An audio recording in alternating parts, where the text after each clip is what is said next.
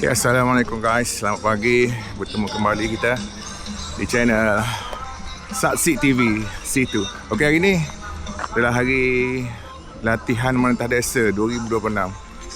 Okey, tengok suasana dia orang tengah buat warming up senam aerobik. Jadi hari ini kita akan buat latihan mengenal track.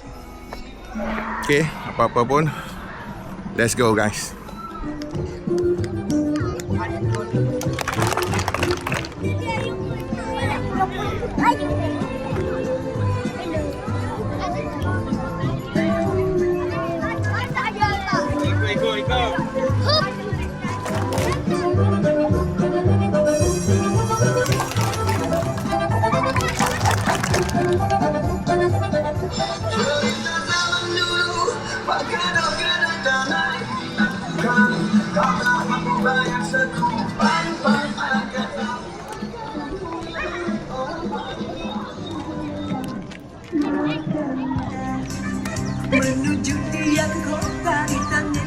Bila awak ada masa petang-petang tu berlarilah luar rumah.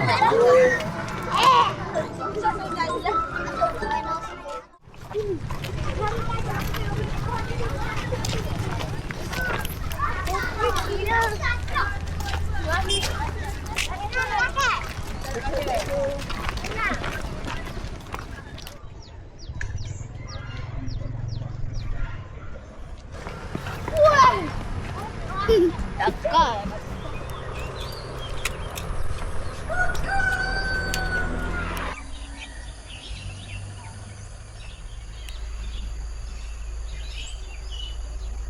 Kita sedang melalui trek tahap 2 4 km, tahap 1 3 km.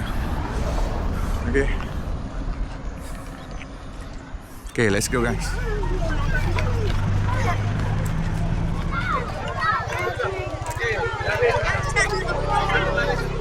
Kenapa dah?